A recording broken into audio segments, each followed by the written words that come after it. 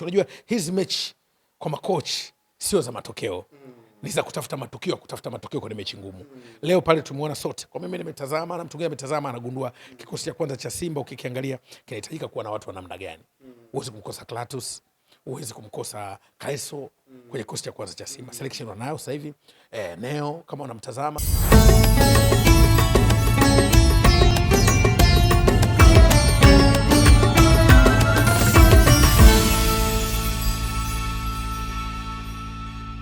Mwalimu Kalaboko, habari za wakati huu bwana? Namshukuru Mwenyezi Mungu. Bwana usiku. Bila shaka.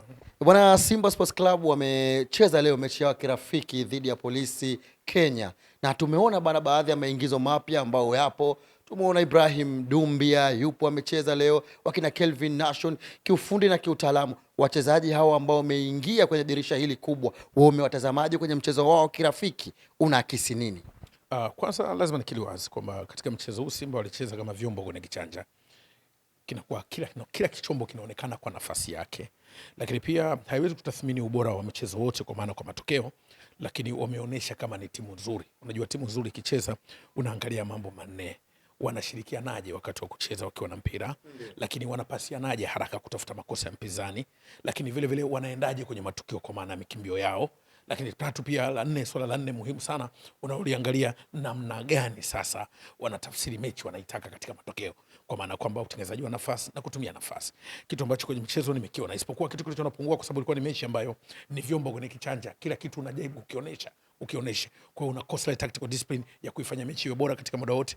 Unaweza kuangalia hata goli walilofungwa ni goli ambalo mentally wao walikuwa wanaangalia mashambulizi zaidi na kila mchezaji kuonesha alichokuwa nacho kwa faida ya timu, lakini walikuwa wanakosa kuonesha kwa kubalansi mahitaji ya timu kwa maana namna ya kujilinda. Kwa hiyo ilikuwa ni mechi ambayo kama vyombo kwenye kichanja, kila mmoja anatakiwa apewe nafasi aonekane. Na mara zote mechi kama hizi utathmini sana matokeo, ile inatupa nafasi kuangalia wachezaji wanaoweza kuisaidia timu. Kwa mfano nimemwangalia Kaleso namna anavyo perform. Yule ni makeup artist.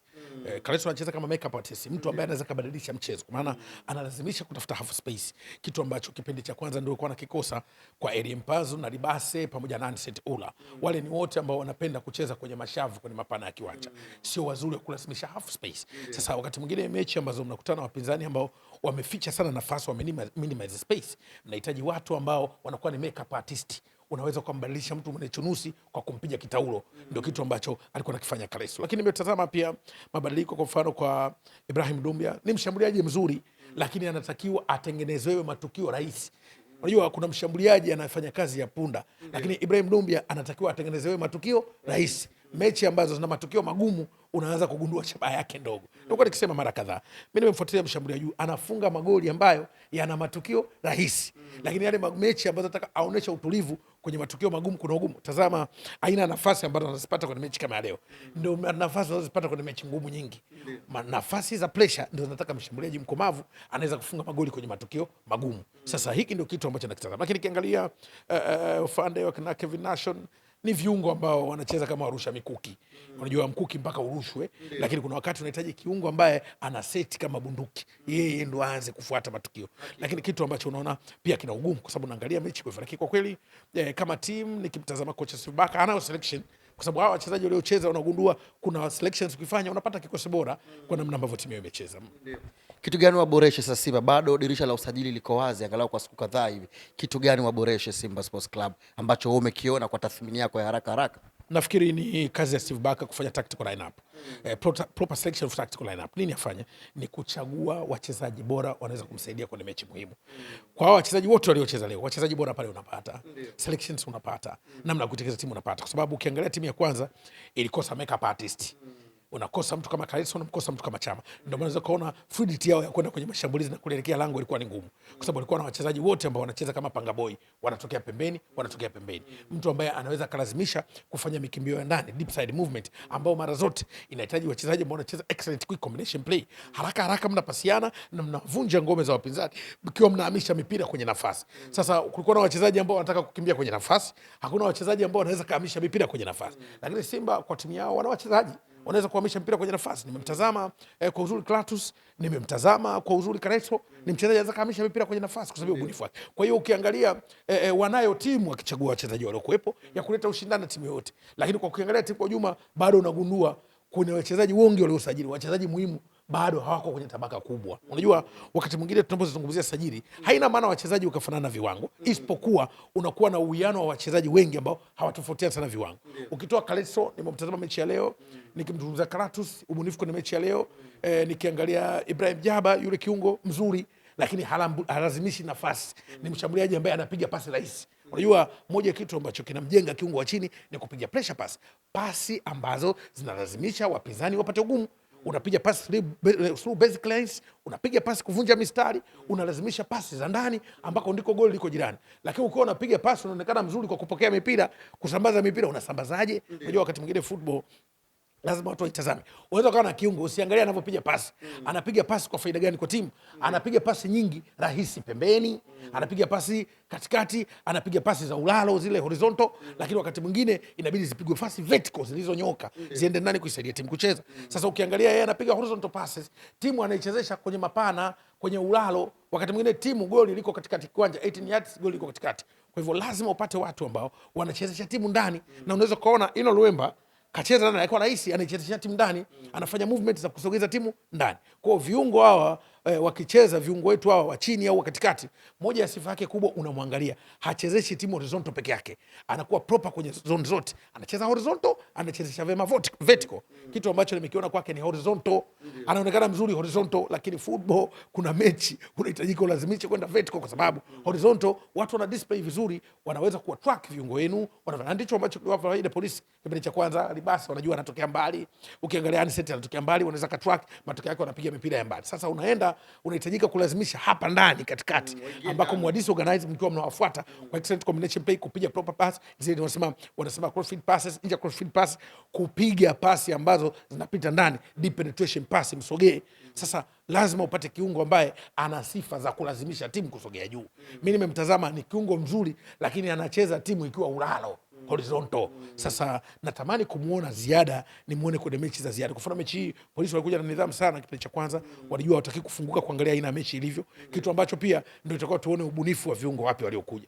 Sasa wanakuja kiungo wote wanapiga pasi. Ndio nikasema ukiangalia viungo hawa wengi wanacheza staili moja, yani kama mkuki lazima urushwe.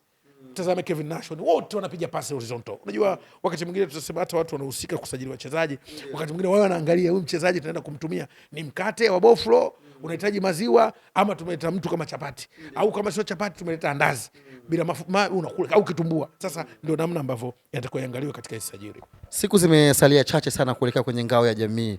Mchezo huu unahisi nini kuelekea kwenye ngao ambao watakutana na watani wao Yanga, japokuwa wao bado tamasha lao, kwa maana kesho ndio tamasha lao litaanza rasmi? Nadhani huu mchezo ni utayari kuelekea ngao ya jamii, ambako kocha Steve Barker unampa sasa kutafuta nani akamsaidia kwenye mechi. Unajua hizi mechi kwa makochi sio za matokeo, ni za kutafuta matokeo kwenye mechi ngumu.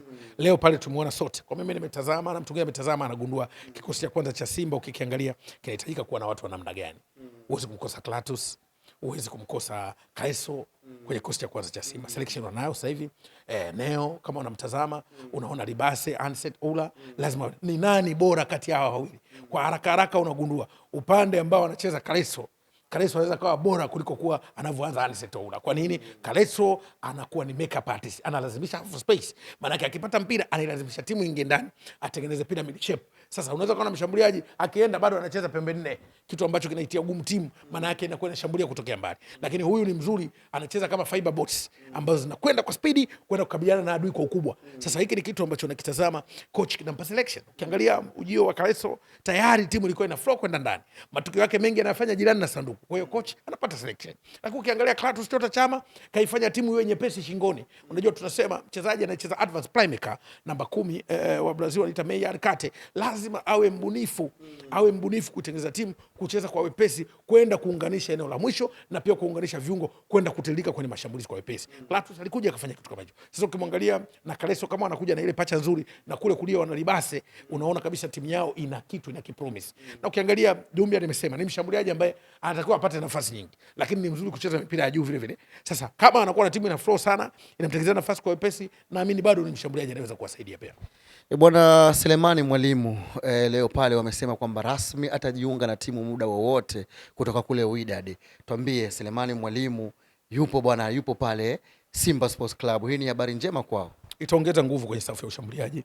Unajua msimu uliopita alikuwa ni mshambuliaji alikuwa pekee Selemani Mwalimu, na kuna wakati timu inahitaji kumtumia vile inavyomhitaji, lakini kwa sasa maana yake kutakuwa na ushindani kati yake na Ibrahim Dumbia. Kwa hiyo ni mshambuliaji mzuri, kwa msaada zaidi ya goli 9 kwenye msimu uliopita. Bado wanamhitaji kwa Simba Selemani Mwalimu. Unajua ni mchezaji ambaye anaweza akawasaidia kwa maana kwenye uwezo wake wa kuwa na physical and mental quality mzuri sana kwenye mapambano, lakini pia ana hali ile ya kushindana, kitu ambacho nadhani pia kinaweza kaongeza kitu Selemani Mwalimu akirejea. Viongozi wa Simba Sports Club wamesema kwamba hawajamalizia kuelekea kwenye usajili wao, kwa maana hawajamaliza. Unatamani eneo gani waboreshe ili mambo yazidi kung'aa? Kwa sababu kama unavyokumbuka hawajachukua kombe kwa muda mrefu kwa kweli la NBC Premier League. Nadhani walikuwa na haja sana kupata mtu ambaye atakuwa mbadala zaidi wa Clatous Chota Chama. Unajua katika moja ya kitu kigumu sana katika michuano hii ni pamoja kuwa na mtu mwenye maamuzi kwenye mechi ngumu hata pale anapopata ugumu. Sasa kwenye eneo namba 10 bado sijaona mbadala mwingine wa Clatous Chota Chama. Nasema hivi kwa sababu hawa shabaha za ukubwa Yanga, Simba na hawa Simba sasa hivi ni kucheza kwa ubora CAF Champions League. Sasa kama mnakuwa hamna nafasi bora za watu wanashindana kwenye nafasi muhimu kama eneo la ushambuliaji, unaona ugumu utatokea wapi? Maana wakati mwingine Simba tutakuwa naona wanacheza kama generator mpaka uvute ile uvute uashe. Hii inahitaji kupata mtu ambaye ana nguvu kwenye eneo la namba 10. Hiyo ndio kitu ambacho natamani ningeona kwa Seattle, kwa sababu maeneo mengine sina siatilisha shaka sana, lakini eneo la namba 10 wanahitaji kupata mtu mbadala sana, kwa maana kwamba wakati mwingine utakapomkosa Clatous iwe ima kwa majeraha ama ndo mechi imekuwa ngumu ama kacheza kapata ugumu, basi apatikane mtu wa ziada. Lakini kinyume na hilo ndio eneo lingine ambalo wakati mwingine utalaumiwa sana washambuliaji, kwa sababu ndio eneo ambalo linachangamsha timu icheze kwa wepesi. Kwenye mapana ya kiwanja wana wachezaji wazuri, lakini kwenye leo advanced playmaker ukimuondoa Chama, nimeona bado kuna tabu, kwa sababu alicheza Neo Maema, bado ugumu kaonekana. Na yeye pia anakuwa mzuri pindi ambapo timu inacheza vizuri. Kuna wakati timu inakuwa inacheza vibaya, lazima utafute mtu anayerudisha timu kucheza vizuri. Wanasema mchezaji ambaye anaweza control pressure, ndio eneo ambalo naliona kwa Simba kama linatia ugumu kwangu mimi kwa macho yangu kwenye mchezo leo. Mashabiki walikuwa wengi sana leo kwenye pitch pale Uhuru. Tuambie wale ambao wamekuja pale, washabiki wa Simba, lakini wameondoka pale na huzuni, wauchukuliaje huu mchezo kiujumla? Tumalizie hapo. Shabiki anataka matokeo. Shabiki anataka matokeo, shabiki afuati matukio. Haya tunaozungumza sisi watu wa mpira ni matukio. Shabiki anafuata matokeo.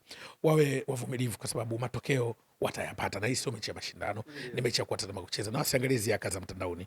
Wana timu nzuri, lakini coach alikuwa na nafasi kuwapa kuona wachezaji wake wapi watamsaidia kwenye mechi za kimashindano. Ametoka nao pre-season, kafanya nao training nyingi ambazo zilikuwa ni indoor training. Sasa ameenda kwa display kwenye game kubwa zenye pressure. Nje kuna mashabiki, kaona audience intensity, namna ambavyo imekuwa na nguvu kwenye ile full house, lakini kubwa inampa nafasi ya kuchagua timu ambayo inakwenda kumpa matokeo. Kwa hivyo mashabiki wasiatazame sana matokeo, waangalie matukio ambayo yatamsaidia kocha kupata matokeo kwenye mechi za ushindani. Hata Yanga wanaweza wakafungwa, na lazima nikwambie ukweli, moja kitu ambacho wanatakiwa mashabiki wa Yanga na viongozi wa Yanga wajiandae. Safari hii timu yao inaweza kufukuzisha sana makocha ndani ya timu yao, kwa sababu wanaamini wana timu nzuri sana. Siku ikicheza vibaya watakuja kumlaumu kocha, labda pange kikosi vizuri, lakini ukumbuke kwamba football ina moment zake. Unaweza kufanya vizuri na ukafanya vibaya. Kwa hiyo vitu watu wajiandae kiutakojia. Bwana Mkalaboko, mimi naomba nikutakia usiku mwema tafadhali. Sasa